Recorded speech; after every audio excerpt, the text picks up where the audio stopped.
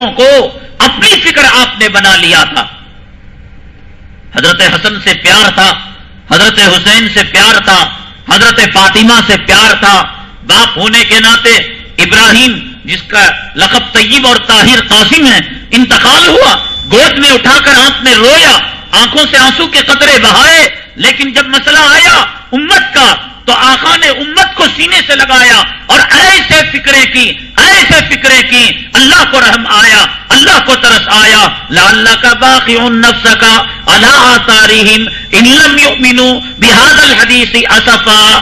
لگتا ہے کہ آپ ان کے پیچھے اپنے آپ کو گھلا دیں گے. محمد صلی اللہ علیہ وسلم ان لم یؤمنوا, اگر ایمان نہ لے آئے, میں قسم کھا کر منبر رسول پر اللہ کی عزت و جلالت کی قسم کھا کر کہتا ہوں, قیامت کے دن اللہ تعالیٰ میرے اور آپ کے محبوب کائنات کے آقا جناب محمد رسول اللہ صلی اللہ علیہ وسلم کو کہہ دے, اے محمد آپ صلی اللہ علیہ وسلم, آپ جسے چاہے جنت میں بھیج دیں.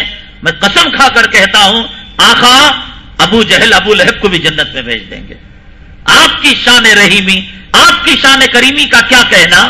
عبداللہ ابن ابی ابن سلول جو منافقوں کا سردار تھا, وہی آئی تھی اے پہلی صف میں, وہ تیسری صف میں, وہ فلاں گلی میں, فلاں ڈور نمبر, فلاں کا بیٹا, فلاں بیوی کا شوہر, فلاں کی اتنی اولاد. ایک نمبر کے منافق ہیں. کبھی آپ نے ان سے ترش روئی سے چہرے پر بل لا کر خطاب نہیں کیا, سلام نہیں کیا, جواب نہیں دیا کہ کہیں میرے رویے سے کسی منافق کے دل کو تکلیف نہ پہنچے. سب معلوم تھا. اور آپ جانتے ہیں اتنا بڑا دشمن, جو کھلا ہوا دشمن ہوتا ہے, اس کے مقابلے میں آستین کا دشمن زیادہ خطرناک ہوتا ہے. یہ اپنا ہو کر پرایا ہوتا ہے, یہ اندر سے بچھو کا ڈنگ مارتا ہے, سام کی طرح ڈستا ہے. سامنے کا دشمن کھلا ہوا ہوتا ہے. انتقال ہوا, حضرت سیدنا عمر بن الخطاب رضی اللہ تعالیٰ فرما رہے ہیں, آقا کیا کر رہے ہیں آپ, ایک دشمن کا, کافر کا, مشرک کا, منافق کا نماز جنازہ پڑھیں گے.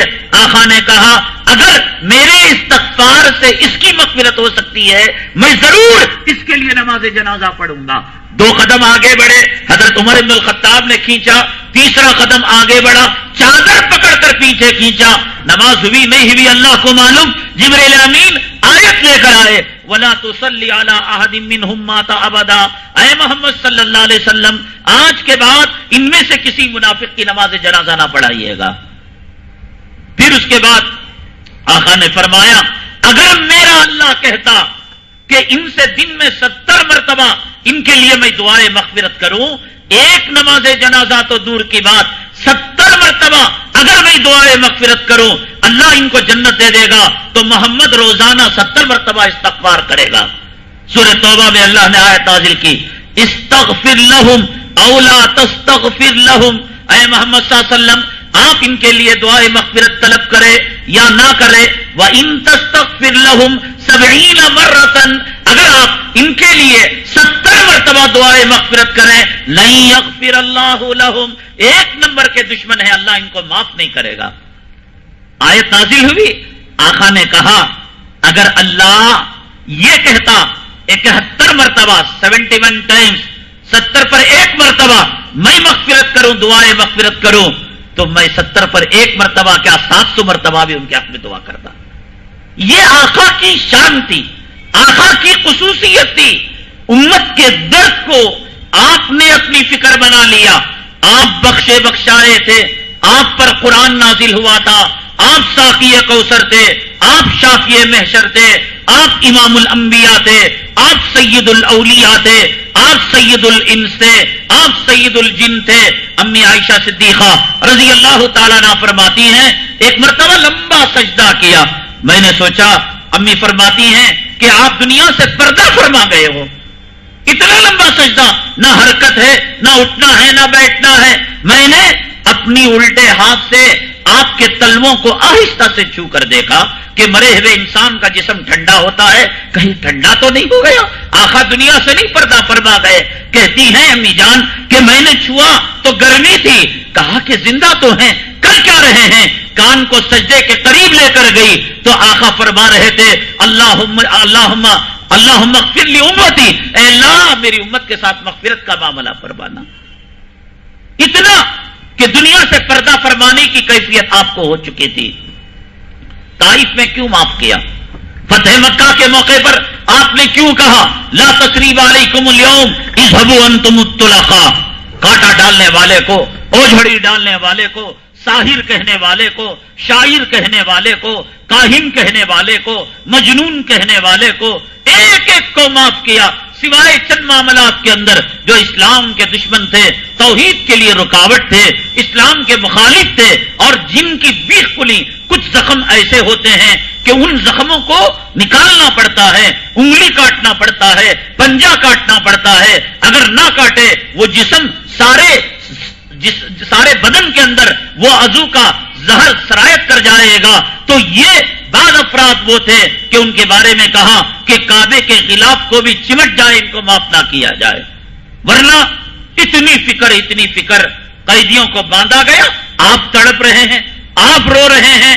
ایک ایک امت کی فکر اور ایک ایک شخص کی فکر، انہی فکروں کی وجہ سے یہ امت بنی ہے. لیکن آج کیا ہو رہا ہے آپ اندازہ لگائیں.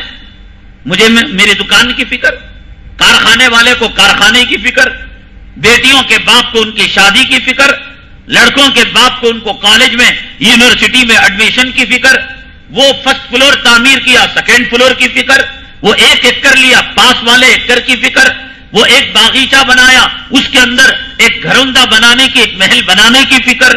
یہ کیا فکریں ہیں؟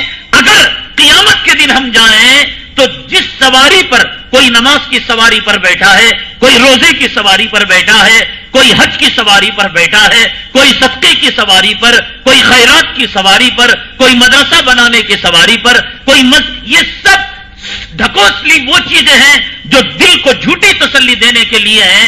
امت کی بنا ان سواریوں پر نہیں ہے. امت کی بنا غیروں کی فکر کرنے کے لیے ہے.